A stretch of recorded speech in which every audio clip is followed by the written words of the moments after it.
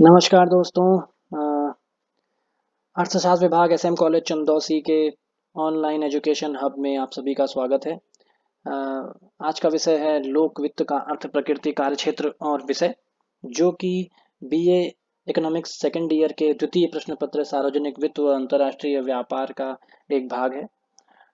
मैं सूरज शर्मा। ज़्यादा जानकारी के लिए आप मुझे ईमेल और टेक्स्ट कर सकते हैं। सर्वप्रथम हम देखने का प्रयास करते हैं कि इस वीडियो लेक्चर के द्वारा छात्रों को क्या क्या जानने को मिलेगा और किन प्रमुख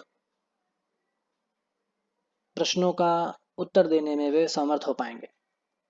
सबसे पहले हम जानेंगे कि सार्वजनिक वित्त क्या है और हम कुछ परिभाषाओं का इस्तेमाल भी करेंगे इसके लिए। इसके बाद हम सार्वजनिक वित्त के दायरे और राज्य के कार्यक्षेत्र का अध्ययन करेंगे। अंत में हम राजकोषीय संचालन के प्रभाव और सार्वजनिक वित्त की विषय वस्तु के बारे में जानने का प्रयास करेंगे। सर्वप्रथम सार्वजनिक वित्त। सार्वजनिक वित्त अर्थशास्त्र का एक ऐसा क्षेत्र है जो कि यह देखता है कि सरकार या राज्य धन कैसे जुटाती है, यह धन कैसे खर्च किया जाता है और अर्थव्यवस्था और समाज पर इन गतिविधियों का क्या प्रभाव पड़ता है। यह सब कुछ सार्वजनिक वित्त की विषय वस्तु है। यह गतिविधियां क्यों की जाती हैं? सर्वप्रथम जनता को वांछित सेवाएं प्रदान करने के लिए और राष्ट्रीय और राज्य या स्थानीय स्तरों पर इन सेवाओं का भुगतान करने के लिए वित्तीय संसाधनों को कैसे सुरक्षित किया जाए, इन सारी चीजों का अध्ययन करने के लिए सार्वजनिक वित्त बहुत ही आवश्यक है। अब हम देखते हैं कुछ परिभाषाओं के आधार पर किस प्रकार हम सार्वजनिक वित्त को जान सकते हैं। सर्वप्रथम प्रोफेसर डॉल्टन के अनुसार यह सार्वजनिक प्राधिकारियों या निकायों की आय और व्यय से संबंधित है और एक से दूसरे के समायोजन से संबंधित है। अर्थात सार्वजनिक वित्त की विषय वस्तु सरकार या राज्य के आय और व्यय से संबंधित है और किस प्रकार आय और व्यय एक दूसरे से संबंधित हैं, उनके समायोजन से संबंधित है। प्रोफेसर फिंडले शिराज के अनुसार सार्वजनिक प्राधिकारियों, निकायों या सरकार या राज्य के धन के खर्च और उसे बढ़ाने वाले सिद्धांतों का अध्ययन सार्वजनिक वित्त कहलाता है। चार्ल्स एफ बेस्टिवल इससे आगे बढ़कर सार्वजनिक वित्त में वित्तीय प्रशासन और नियंत्रण को भी सम्मिलित करते हैं और उनके अनुसार सार्वजनिक वित्त राज्य के सार्वजनिक प्राधिकारियों, निकायों अर्थात राज्यों के खर्च और आय और उनके पारस्परिक संबंध के साथ साथ वित्तीय प्रशासन और नियंत्रण से भी संबंधित है। हम क्यों यहाँ पर वित्तीय प्रशासन और नियंत्रण के बारे में बात कर रहे हैं?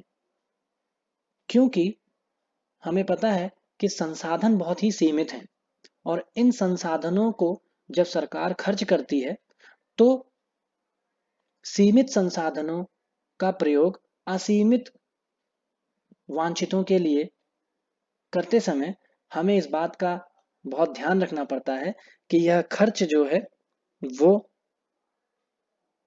नियंत्रित हो और ज़्यादा से ज़्यादा लोगों को फायदा पहुंचाए। इसलिए वित्तीय प्रशासन और नियंत्रण बहुत ही जरूरी हो जाता है।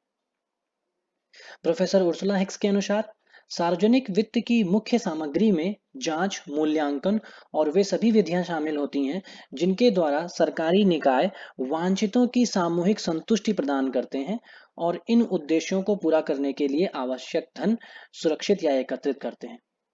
आप इस परिभाषा से भी संबंध समझ सकते हैं कि किस प्रकार सार्वजनिक वित्त की मुख्य सामग्री में हमने जांच, मूल्यांकन को भी शामिल किया है।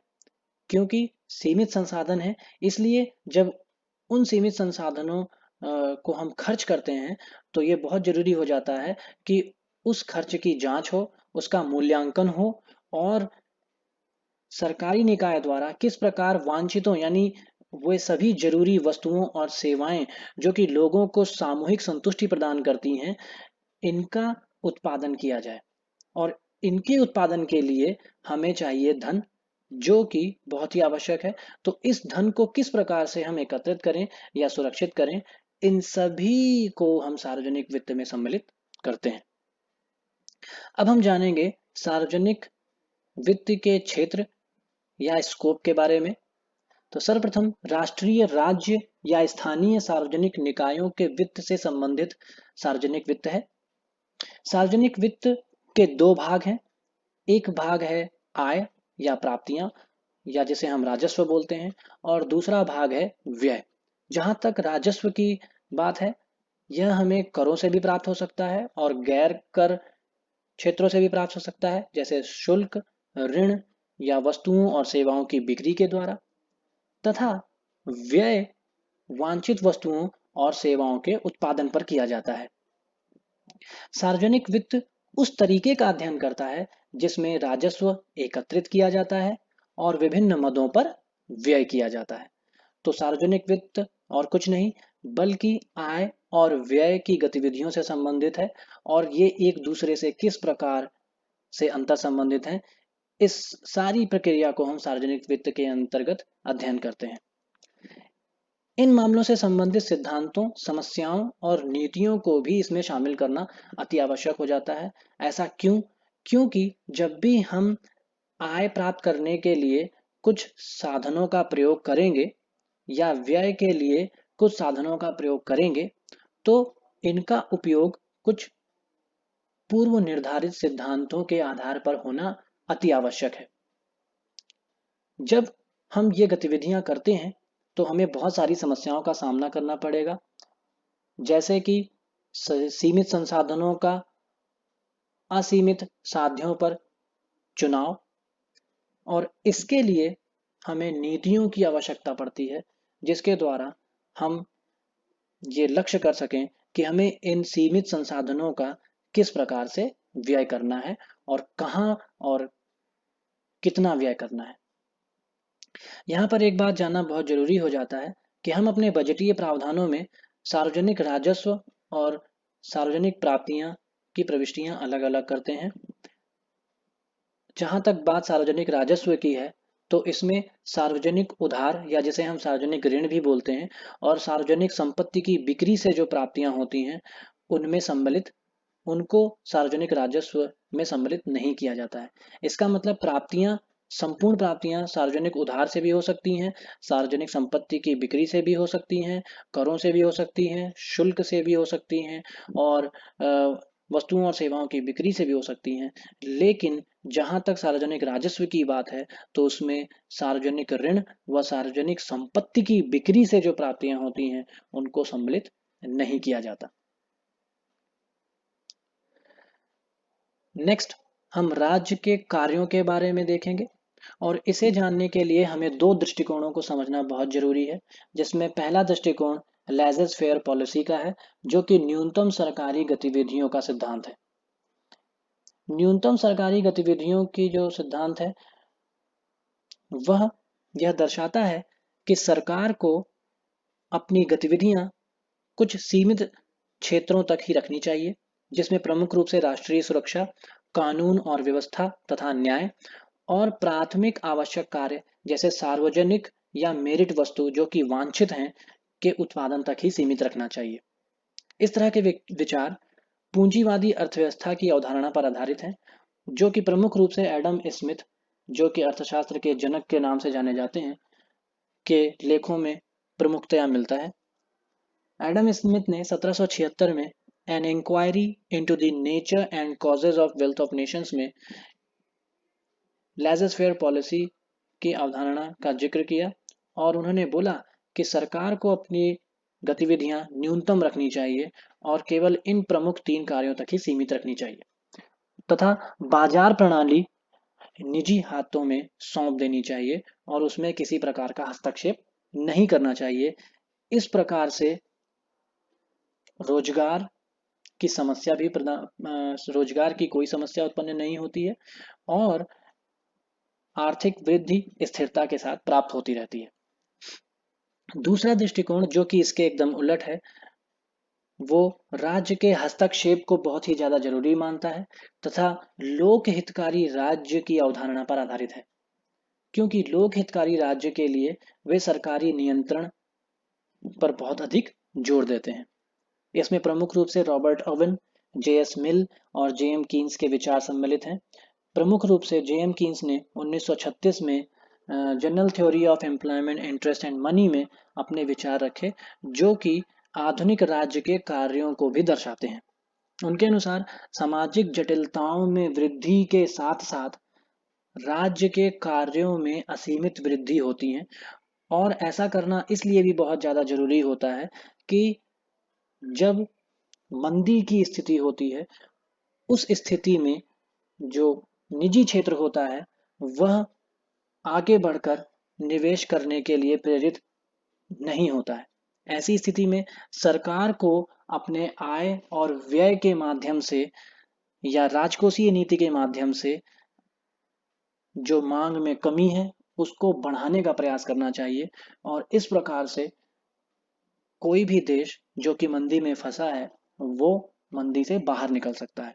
ये विचार 1930 की महामंदी के बाद आए, जो कि प्रमुख रूप से अमेरिका और इसके साथ साथ जो पश्चिमी यूरोपीय देशों में जो महामंदी व्याप्त थी उसके बाद आए।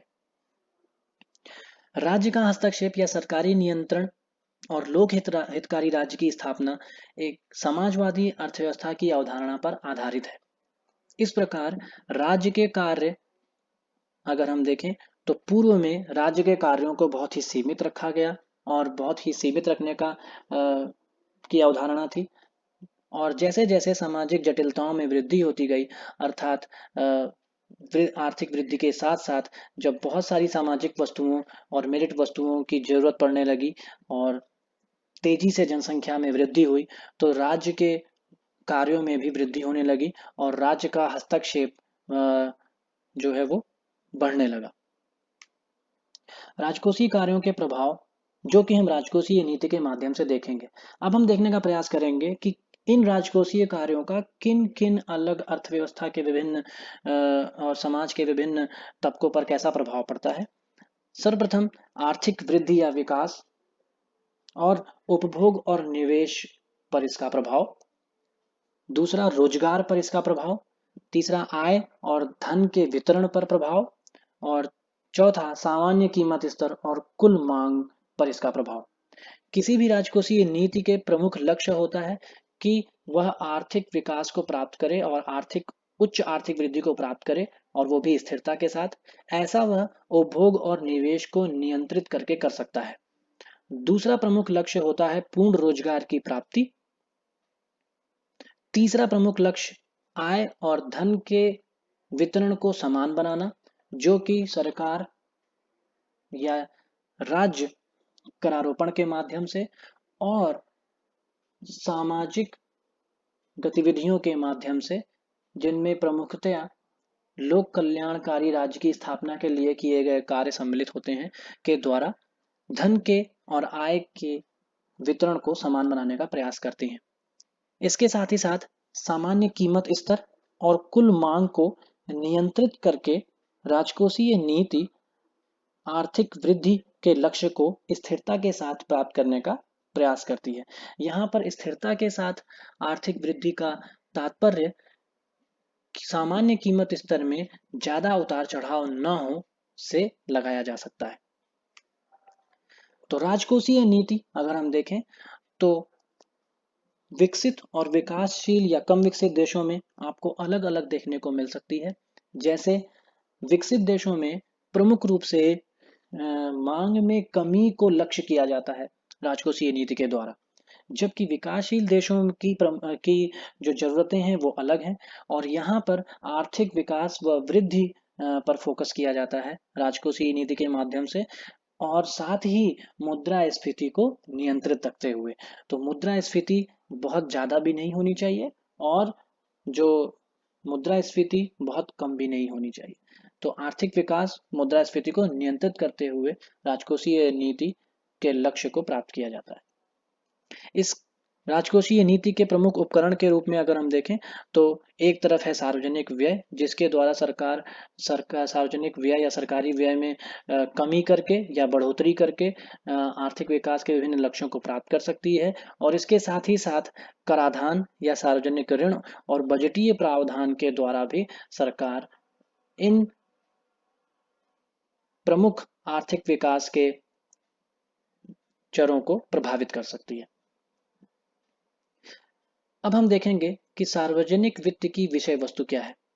आधुनिक समय में सार्वजनिक वित्त न केवल राज्य की आय और व्यय से संबंधित है, बल्कि वित्तीय प्रशासन, लेखा परीक्षण जिसे हम अकाउंटिंग बोलते हैं, और नियंत्रण से भी संबंधित है। साथ ही यह वह विज्ञान है जो समाज और अर्थव्यवस्था पर राज्य के इन कार्यों के प्रभाव का अध्ययन करता है, जैसा कि हम पिछले कुछ स्लाइड्स में देख चुके हैं। इसमें हमें प्रमुख रूप से कुछ टर्म्स को जानना बहुत जरूरी है, जैसा कि पहला सार्वजनिक राजस्व। सभी स्रोतों के माध्यम से सरकार या राज्य की आय को सार्वजनिक आय या सार्वजनिक राजस्व कहा जाता है। यहाँ पर यह जानना बहुत जरूरी है कि सार्वजनिक राजस्व और सार्वजनिक प्राप्तियों में थोड़ी सी भिन्नता है। सार्वजनिक राजस्व में हम सार्वजनिक ऋणों से जो प्राप्तियां होती हैं और सार्वजनिक संपत्ति की बिक्री से जो प्राप्तियां होती हैं उनको सम्मिलित नहीं करते हैं। सार्वजनिक राजस्व दो प्रकार के होते हैं। पहला करों के द्वारा, जो कि एक अनिवार्य योगदान होता है, और दूसरा गैर करों के माध्यम से, जैसे शुल्क, जुर्माना, दंड और लगान, सार्वजनिक उद्यमों का लाभ और उपहार या अनुदान के माध्यम से प्राप्त हो सकता है। दूसरा टर्म जो कि बहुत ही जरूरी है सार्वजनिक वित्त की विषय वस्तु से संबंधित, जो कि है सार्वजनिक व्यय। सरकार या राज्य अर्थात केंद्र, राज्य सरकार या स्थानीय सरकारों द्वारा किए गए व्यय को सार्वजनिक व्यय कहा जाता है। इसे विकास और गैर विकास व्यय में, योजनाबद्ध और गैर नियोजित व्यय में, या राजस्व और पूंजीगत व्यय के रूप में वर्गीकृत किया जा सकता है। इन्हें हम डिटेल्ड में आने वाले कुछ लेक्चर्स में हम इन्हें जानने का प्रयास करेंगे कि विकास और गैर विकास व्यय क्या होता है, योजनाबद्ध और गैर योजनाबद्ध व्यय में क्या अंतर होता है, इसी प्रकार से राजस्व और पूंजीगत व्यय में क्या अंतर होता है। ये सारा चीजें हम बाद में डिटेल में देखेंगे। अभी हम केवल विषय वस्तु के बारे में जानने का प्रयास कर रहे हैं। सार्वजनिक ऋण। सार्वजनिक ऋण, जिसे कभी कभी हम सरकारी ऋण भी कहते हैं, किसी देश की केंद्र सरकार के कुल बकाया ऋण का प्रतिनिधित्व करता है। जैसे बॉन्ड या अन्य प्रतिभूतियों के माध्यम से जो ऋण लिया गया हो केंद्र सरकार के द्वारा, वो सार्वजनिक ऋण कहलाता है। इसके साथ ही साथ वित्तीय प्रशासन। वित्तीय प्रशासन में सरकारी बजट और विभिन्न सरकारी नीतियों को तैयार करना, उन्हें पारित कराना और लागू कराना शामिल है। तो इस प्रकार ये चार प्रमुख बिंदु हैं जिन पर सार्वजनिक वित्त की विषय वस्तु समाहित होती है। आधुनिक समय में आर्थिक विकास को बनाए रखने के लिए राजकोषीय नीति को कैसे अपनाया जाता है, और सार्वजनिक वित्त के विषय में आर्थिक स्थिरीकरण को भी शामिल किया जाता है। तो ये सभी जो है ये मिलाकर सार्वजनिक वित्त की विषय वस्तु को बनाते हैं। आप सभी का धन्यवाद। Thank you so much for being with me. और नेक्स्ट लेक्चर आपका इसी टॉपिक से संबंधित होगा, जिसमें हम जानने का प्रयास करेंगे कि सार्वजनिक और निजी वित्त में क्या अंतर होता है, और उसमें हम ये भी जानने का प्रयास करेंगे कि सार्वजनिक वस्तुएं और निजी वस्तुओं में क्या अंतर होता है। धन्यवाद।